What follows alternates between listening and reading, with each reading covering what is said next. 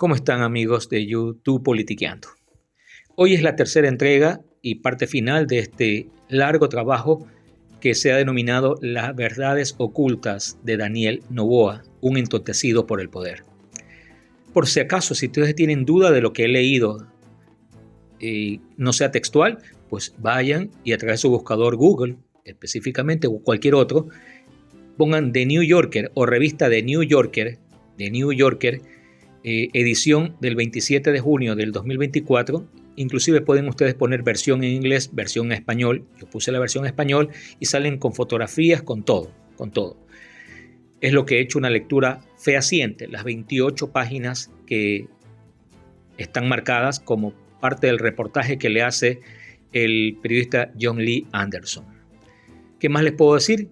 Enormes sorpresas, porque al leer cada uno de los párrafos de este artículo, de este reportaje, desnuda cosas terribles del mandatario que tiene este país. Desnuda una inoperancia, desnuda un comportamiento psicológico realmente preocupante. Yo diría ya con unas situaciones que derivan en lo enfermizo. Un hombre incapacitado para gobernar una república con los graves problemas que heredó y que él estuvo de acuerdo en heredarlo de dos gobiernos terribles que le antecedieron, el de Lenín Moreno y el de Guillermo Lasso Mendoza, que inclusive el señor Noboa supo decir que él no iba en lo absoluto a hablar ni a preocuparse ni a fiscalizar el gobierno de Noboa, de Lasso, situación que hoy la está pagando con creces.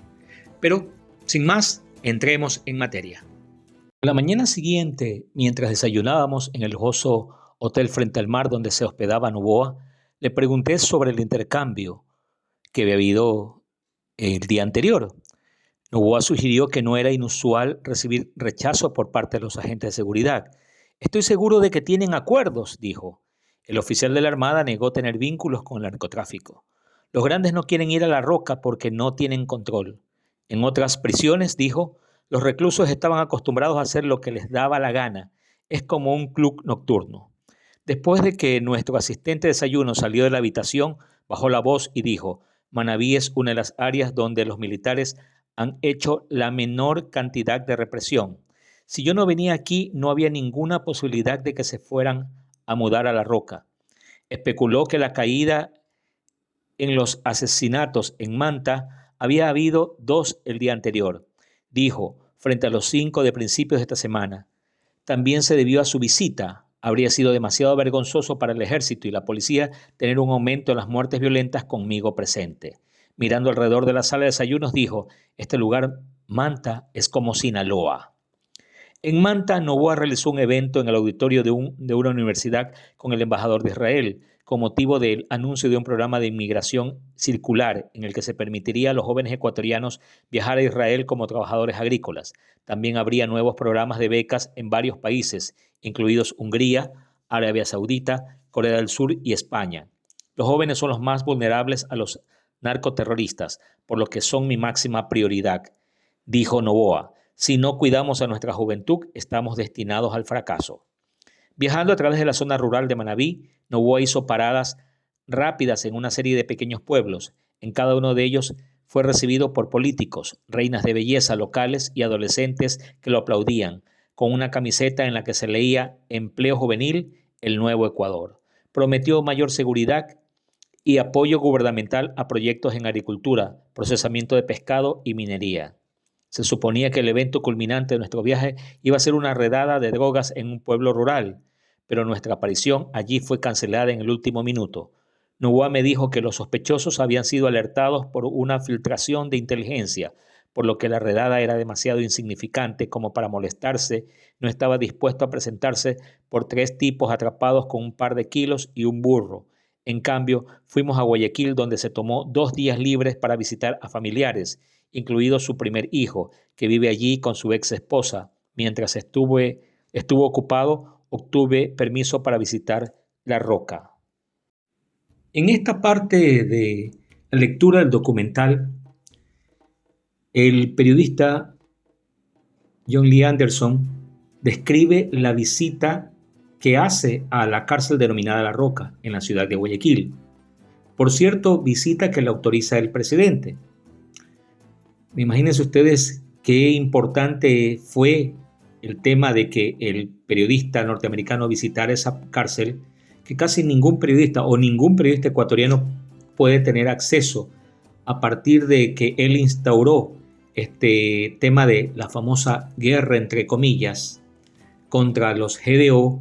Ningún periodista ecuatoriano puede ingresar, pero si lo hace un periodista norteamericano, obviamente, no sé si contratado, no sé si pagado, no sé si por previa disposición del mismo medio de información, al querer cubrir a un personaje de poca importancia o relevancia dentro de América Latina, salvo que el interés de la revista de New Yorker haya sido los niveles de extrema violencia que vive el Ecuador, cosa que le hubiera sido enfocada desde otro punto de vista. Es un criterio de quien hace el análisis de este reportaje.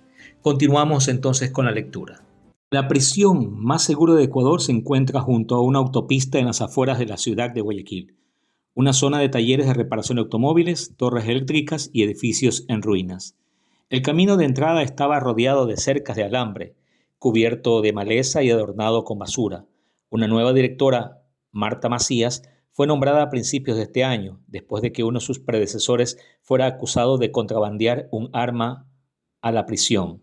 Macías, una mujer de unos 50 años, que vestía una camisa roja ondulante, una gorra de béisbol blanca y gafas de sol con montura dorada, llegó para acompañarme a la prisión. Pasamos por inspecciones, incluido un escaneo corporal electrónico y un cacheo, en una serie de habitaciones donde la policía y los empleados penitenciarios se disputaban el espacio con los oficiales militares. Macías explicó que Noboa había traído al ejército para vigilar al resto del personal. Los militares no tenían experiencia en la gestión de prisiones y el ambiente era tenso. El interior de La Roca era un laberinto de pasillos de hormigón con paredes marrones y una iluminación intensa. Mientras Macías me conducía, rodeada de guardias, me describió las restricciones que se habían impuesto allí desde que Noboa declaró su guerra interna. A los prisioneros se les prohibieron las visitas familiares y se les mantuvo encerrados durante 23 horas y media al día, con media hora asignada para la recreación en un patio de concreto con un techo de malla de acero. En el patio, Macías mostró lugares en la pared donde los presos habían escondido teléfonos celulares y armas. Ahora estaban taponados con hormigón. En una pequeña enfermería, un prisionero hablaba con un médico. Macías dijo que la habitación había sido la celda de Fito, antes de que presuntamente usara su influencia para asegurar un traslado a una prisión más cómoda, de la que luego escapó. En otra sala había una pantalla donde los presos podían hablar por Zoom con sus abogados. La habitación hacía las veces de biblioteca y en una estantería improvisada había un libro de Deepak Chopra y un ejemplar en inglés de A People's History of the United States, esto es, la historia del pueblo de los Estados Unidos, de Howard Zinn. Cerca había un tomo sobre el sistema judicial ecuatoriano y otro sobre agronomía. Por favor, traten de conseguirnos más libros, suplicó Marta Macías. El bloque principal de celdas era un rectángulo oscuro y cavernoso de 2 pisos, construido alrededor de un patio de hormigón. Albergaba a unos 50 de los presos más peligrosos de Ecuador, explicó Macías, pero también a un ex alto funcionario judicial e hijo del vicepresidente del Ecuador, que había sido acusado de tráfico de influencias. Noboa había tenido una pelea con el vicepresidente y algunos observadores creían que él había orquestado el arresto de su hijo en un intento de forzar su renuncia. Un portavoz de Noboa dijo que las autoridades judiciales habían tomado la decisión de manera independiente. A medida que nos acercábamos, los prisioneros metían la mano a través de los barrotes de sus celdas y apretaban sus rostros para mirar. Macías obtuvo permiso de un recluso para que yo viera su celda. El recluso, un hombre pálido de mediana edad, fue conducido por un cordón de guardias. En la celda que Macías describió irónicamente como una suite, había 2 losas de hormigón, apiladas como en literas. Una sostenía un colchón sucio, también había un inodoro y un lavabo. Macías explicó que los presos no salían de sus celdas ni siquiera para comer. El bloque de celdas estaba caliente y el aire quieto y fétido. Después de unos minutos, los prisioneros comenzaron a gritar desde el piso de arriba. Uno gritó: «Ayúdanos a recuperar nuestras visitas familiares». Otro, quejándose del constante encierro, gritó: «Esto no es El Salvador». Evidentemente, La Roca no era el peor de los escenarios. Las prisiones de Ecuador están en gran medida fuera del alcance de los periodistas, pero Human Rights Watch dijo que los observadores han informado de restricciones en la provisión de alimentos, medicinas y otros servicios básicos, casos de golpizas, uso de gases lacrimógenos, descargas eléctricas, violencia sexual y muertes a manos de soldados. Incluso en La Roca no había suficiente comida para los PPL, me dijo Marta Macías, refiriéndose a la palabra española para personas privadas de libertad. Mientras me llevaba de regreso, me pidió que le contara al presidente sobre los problemas que enfrentaba. En Quito, un par de días después, le transmití sus preocupaciones a Noboa. Escuchó, pero no parecía incomprensivo. Las condiciones podrían ser muchos peores, dijo. En esta sección que voy a narrar, voy a dar lectura, hay ya elementos preocupantes de la personalidad y comportamiento del presidente de la República. Y son preocupantes porque muestra cierto placer, muestra cierta alegría morbosa con respecto a los niveles de violencia y frente a las supuestas amenazas que él recibe, y por ende también parece ser que le hacen extensivo a los miembros de su familia, en el caso de su esposa, si no me equivoco. Muestra un comportamiento preocupante, porque quien es mandatario y tiene el cuerpo de seguridad que lo protege permanentemente, y que obviamente además de eso tiene el recurso propio para tener todo un pequeño ejército de seguridad a su disposición, cosa que siempre lo tuvo el padre y casi todos los miembros de su familia, pues el poder, al parecer, no solamente que obnubila al presidente del Ecuador, sino que también lo hace entrar en un plano de un comportamiento bastante ilógico, bastante irreal, yo diría que hasta inhumano. Pero en todo caso, veamos y escuchemos lo que escribe el propio periodista. Durán es una ciudad en expansión al otro lado del río Guayas. Es el lugar más peligroso del Ecuador. Las pandillas se disputan el control de sus calles y solo el año pasado más de 400 personas fueron asesinadas allí, en esa ciudad. En mayo del 2023, un nuevo alcalde reformista llamado Luis Chonillo fue emboscado cuando se dirigía a su toma de posesión y 3 personas murieron. Chonillo sobrevivió, pero nunca se sentó en la alcaldía. Vive en secreto, rodeado de guardias armados, gobierna por teléfono y Zoom, y a menudo duerme en una casa diferente cada noche. Cada pocas semanas visita a su familia, que ha huido a un lugar más seguro. El periodista Anderson comienza esta parte de su artículo diciendo: conocí a Chonillo en la trastienda de un edificio público en Guayaquil. Entró acompañado de guardias con un chaleco antibalas y un casco. La violencia en Durán se había vuelto espantosa, dijo, con decapitaciones y cuerpos colgados de pasos elevados. Trato de superar mi miedo todos los días, me dijo. Chonillo, de 39 años, tiene títulos de la Universidad de Miami y del Instituto Tecnológico y de Estudios Superiores de Monterrey, de México. Estaba en México en el 2006, cuando el presidente Felipe Calderón declaró su propia guerra contra los cárteles de la droga. Desde entonces, se estima que cerca de 250,000 personas han muerto como consecuencia del conflicto y más de 100,000 han desaparecido. Lo que está sucediendo aquí ahora es algo así, dijo Chonillo. Los estados de sitio tienden a funcionar al principio, pero sin continuidad estas políticas no funcionan. Sugirió que la aplicación de la ley debe ir acompañada de programas para abordar la pobreza y la desigualdad que permiten que las pandillas florezcan. Es importante hacer llegar recursos a los pueblos y ciudades afectadas, dijo Chonillo. De lo contrario, ¿cómo vamos a recuperar los espacios públicos?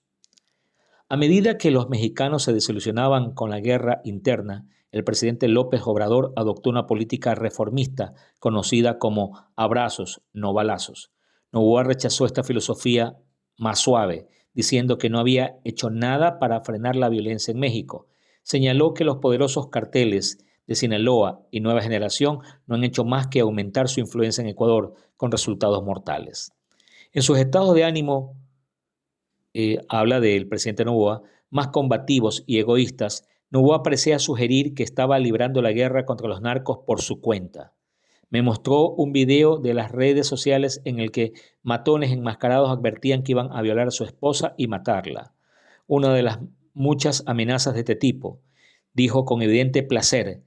Contó una anécdota sobre cómo le había dicho a un jefe de pandilla que, si no liberaba a un grupo de rehenes que había tomado, Noboa iría con las fuerzas especiales y personalmente le dispararía en la cara. Durante una de mis visitas llevaba consigo Fouché, la biografía de Stefan Zweig sobre el astuto y amoral ministro de policía de Napoleón.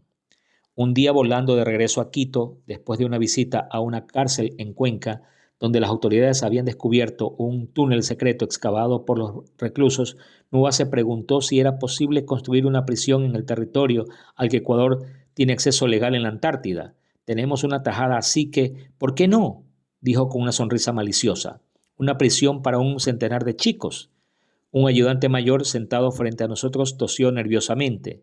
Señor presidente, no es una mala idea, pero creo que las naciones antárticas están obligadas por un tratado y su presencia allí se limita a la investigación científica y similares, dijo, pero voy a investigar.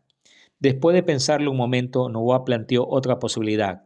Si la Antártida resultaba ser demasiado complicada, podría proteger a los fiscales y jueces que se enfrentaban a amenazas trasladándolos a las embajadas ecuatorianas en el extranjero. Podrían legalmente juzgar y condenar a los criminales desde allí. Con aspecto dudoso, el asistente prometió investigar eso también. A medida que se prolongaban las sangrientas escaramuzas con los narcos, Noboa parecía cada vez más conspirativo. En la conversación insinuó que algunos de sus rivales políticos tenían relaciones sexuales con menores. Públicamente se refirió a un juez que lo cuestionó sobre los derechos de los presos como antipatriótico y sugirió que su oposición en la legislatura estaba tratando de desestabilizar al gobierno. En abril hubo frecuentes cortes de energía, lo que causó una frustración generalizada. En respuesta, Noboa despidió a la ministra de Energía, acusándola a ella y a otros 21 funcionarios de sabotaje. Un portavoz de la administración afirmó que los enemigos habían inhabilitado una represa hidroeléctrica al abrir las compuertas. Resultó que la presa no tenía compuertas. Poco después, un desarrollo de lujo que la esposa de Noboa estaba planeando en tierras propiedad de su familia fue detenido por ambientalistas, quienes señalaron que invadía una reserva natural. Se abrió una investigación, pero Noboa afirmó que su familia estaba abandonando el proyecto solo para evitar empoderar a sus opositores políticos. En la noche del 5 de abril, Noboa hizo una jugada extraordinariamente provocadora. Ordenó a los comandos policiales que rompieran las puertas de la Embajada de México en Quito. En el interior arrestaron a Jorge Glass, quien se había desempeñado como vicepresidente de Ecuador durante el gobierno de Rafael Correa. Glass es una figura controvertida que en 2017 y 2020 fue declarado culpable de soborno y corrupción y sentenciado a un total de 14 años de prisión, aunque un juez le permitió la liberación anticipada, dictaminando que su bienestar estaba en riesgo. Estaba siendo investigado en otro caso cuando huyó a la embajada y obtuvo asilo político. Se produjo un enfrentamiento, ya que Noboa se negó a aceptar el asilo. Finalmente le dijo a la policía que se mudara. En cuestión de minutos circularon videos en línea que mostraban al ex vicepresidente siendo sacado del complejo y al funcionario mexicano a cargo de la embajada gritando de indignación, mientras la policía lo empujaba y luego lo empujaba al suelo. Funcionarios de todo el mundo expresaron su indignación por la violación de la Convención de Viena sobre relaciones diplomáticas. El gobierno mexicano rompió relaciones con Ecuador y Nicaragua. No tardó en seguirlo, condenando la barbarie política neofascista del gobierno de Noboa. Nos acercamos a los párrafos finales, pero en esta parte que les voy a leer, como todo lo que he hecho textualmente, pues demuestra de que la invasión a la Embajada de México no fue más que una tetra o estrategia para tratar de apuntalar su imagen y buscar el voto positivo para el referéndum. Pero además de eso, siempre temeroso de que lo que pueda hablar Glass o lo que pueda hablar Correa. Parece ser que vive con un enorme temor, un enorme pánico a la confrontación política, al debate político. Y esto es cierto, porque Daniel Noboa Sin lo que hizo durante los famosos debates presidenciales fue mentir soezmente, falsear información, presentar datos estadísticos como muy sereno, muy conocedor, y ya en el ejercicio todos sabemos que literalmente ha sido un tipo totalmente incapacitado y sumamente inepto para inclusive administrar los propios bienes de él o de su familia. Pero continuemos con esta parte que se vuelve cada vez mucho más interesante. Los observadores dentro de Ecuador también estaban furiosos. Verónica Potes, una destacada abogada y activista, me dijo: entrar hacia la Embajada de México fue una señal de que está dispuesto a violar cualquier norma. No creo que tenga ningún escrúpulo a la hora de infringir ninguna ley. Dijo que Noboa parecía decidido a consolidar el poder pensando en el referéndum y su reelección. Leonidas Issa, el líder de la alianza indígena más grande del Ecuador, la CONAIE, me presentó una letanía de los comportamientos preocupantes de Noboa, que incluían acusar a un grupo de derechos humanos como el suyo de conspirar con narcos. Está claro que Noboa está tratando de crear un estado como el de Bukele, dijo Issa. Va más allá del autoritarismo, tiene una actitud dictatorial. 36 horas después del asalto a la embajada, me reuní con Noboa en Carondelet, donde me llevaron a una amplia sala de estar con elaborados sofás, espejos dorados y un piano de cola rematado con fotografías de su familia enmarcadas en plata. A través de las ventanas pude ver las filas de techos de terracota que conforman el corazón colonial del viejo Quito, y más allá de ellos los barrios marginales con techo de hojalata en las colinas adyacentes. Noboa llegó con una camiseta deportiva roja y blanca con el logotipo de Pilsener, una cerveza ecuatoriana omnipresente. Riéndose dijo: han sido unos días locos. Explicó su decisión de arrestar a Glass. La opción de entrar a la embajada siempre estuvo en mi cabeza durante los últimos meses. Dijo: me dijo que el fiscal general Salazar había escuchado de testigos en el caso Metástasis que Glass estaba liderando operaciones destinadas a socavar a su gobierno. Es una figura muy oscura, dijo Noboa. Como vicepresidente, Glass había supervisado los ministerios a cargo de puertos, carreteras, plantas eléctricas y petróleo. Si eras un cártel, tenías que hablar con dos tipos, dijo Noboa. Glass y otro tipo, José Serrano, que era el ministro del Interior. Serrano vivía cómodamente en Florida. Noboa había pedido a las autoridades estadounidenses que lo arrestaran, pero hasta ahora se habían negado. Serrano negó haber actuado mal y calificó las acusaciones de infundadas. El abogado de Glass dijo que su cliente no había sido acusado de cometer actos antigubernamentales ni de tener conexiones con grupos de narcotraficantes. Glass, por su parte, había asumido la caída por el equipo de Correa, evidentemente sin informar a nadie. Si sale de la cárcel, tiene poder, dijo Noboa. El día que habla, toda la estructura se derrumba. Noboa me dijo que Estados Unidos, Canadá y China no habían dicho nada sobre el asalto a la embajada. Parece que están de acuerdo con eso, dijo. Unos días después, el asesor de Seguridad Nacional de Estados Unidos, Jake Sullivan, denunció la incursión diciendo que pone en peligro los cimientos de las normas diplomáticas básicas, pero las respuestas de Canadá y China fueron más leves y más lentas en llegar. Junto con México y Nicaragua, Venezuela y Colombia también condenaron enérgicamente la redada. Noboa vio un complot. Correa y sus aliados estaban tratando de posicionarlo como un extremista de derecha. Tienen que mostrarme como un neonazi, porque les he estado quitando a sus votantes más moderados, dijo. Quieren ponerme en esa caja porque es difícil pelear conmigo cuando estoy en el centro. Entre risas agregó: es como una pelea de MMA. Los ganaría a todos porque tengo juego en el suelo y puedo patearlos y golpearlos. Pero si me pusieran en un combate de boxeo probablemente perdería porque es lo único que saben hacer. A pesar de la controversia, sus números en las encuestas se mantuvieron altos. Noboa consideró la redada como una victoria. Si Glass hubiera escapado, habríamos perdido el referéndum porque nos habría hecho parecer débiles. Cuando se celebró el referéndum el 21 de abril, Noboa lo ganó holgadamente. ya que unos 2/3 de los votantes aprobaron 9 de sus medidas de seguridad. Sus planes económicos eran mucho menos populares. 2 propuestas para flexibilizar las regulaciones comerciales que su oposición había descrito como regalos a la élite neoliberal fueron rechazadas rotundamente. Pero sobre todo, Noboa se mostró encantado con el resultado. Incluso antes de que se contaran por completo los votos, proclamó la victoria en las redes sociales escribiendo: "Me disculpo por precipitarme en un triunfo que no puedo evitar celebrar". Esa noche se reunió con su esposa y varios colaboradores cercanos en la azotea de Carondelet, con las luces de la ciudad debajo de ellos. Una semana después, cuando lo vi en su oficina, todavía estaba de buen humor. Vestía un traje gris entallado con corbata de seda amarilla y azul. Un emisario del Papa lo esperaba en una habitación cercana para verlo. Sin embargo, desde nuestra última reunión se ha producido un recrudecimiento de la violencia en varias provincias. 2 alcaldes habían sido asesinados y el director de una cárcel de Manabí había sido asesinado. Noboa dijo que había montado una respuesta. ¿Cómo lo han hecho en Donetsk y en Lugansk? Estamos trasladando a todo el ejército a esas 5 provincias.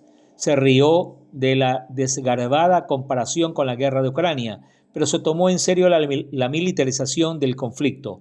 Había prorrogado el estado de emergencia y parecía posible que la prolongara en el futuro previsible. Un gran número de ecuatorianos seguían huyendo de la violencia y se dirigían hacia el norte a través de la selva sin ley del Darién, que une Panamá y Colombia. En el camino, muchos fueron presa de los delincuentes, sufriendo robos, violaciones y a veces asesinatos.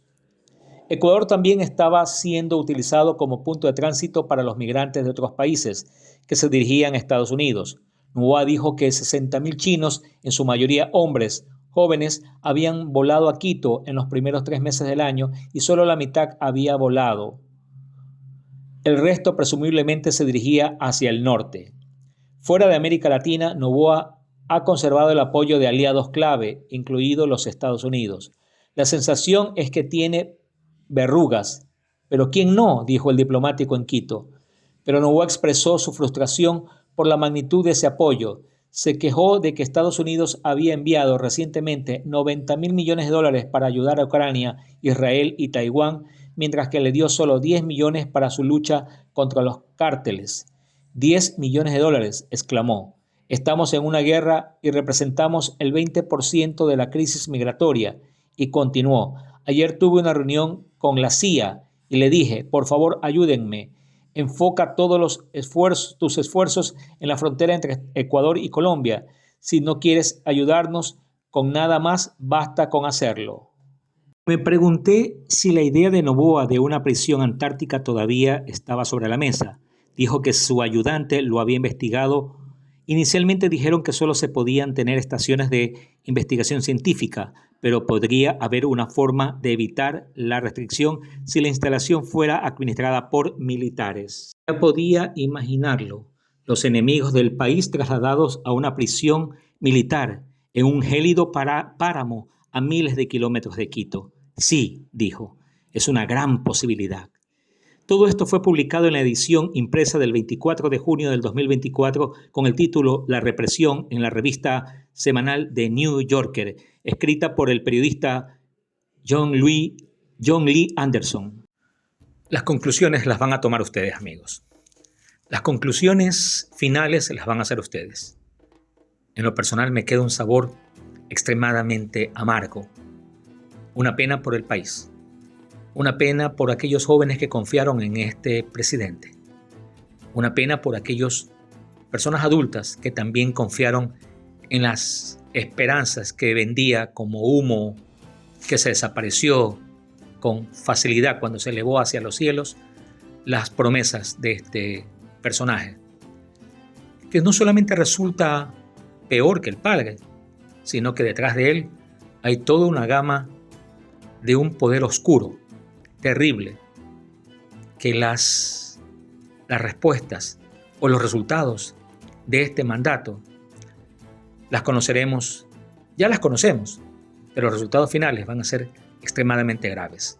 Se está saqueando al país y con ello se está asesinando la esperanza de muchos ecuatorianos. Si les gustó este trabajo, pues prepárense, porque ya viene un trabajo que demuestro con claridad, con especificaciones, con gráficos, como solamente lo puede hacer YouTube Politiqueando, sobre qué es lo que se invierte en TikTok por parte del presidente y todo su consorcio, para tratar de mantener una imagen falsa en el ideario popular. Esto es Politiqueando. Si te gusta, por favor, este trabajo, suscríbete, por favor. Envíalo hacia amigos. Hazlo, compártelo con familiares, con personas que puedan opinar también.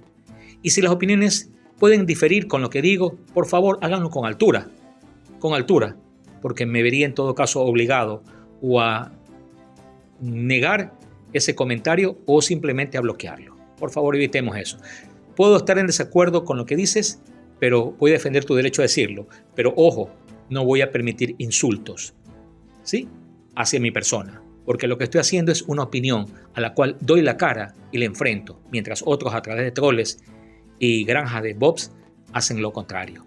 Suscríbete, dale like, compártelo y hagamos que YouTube Politiqueando sea una propuesta alternativa al quehacer diario del análisis político en este país. Gracias por seguir esta serie.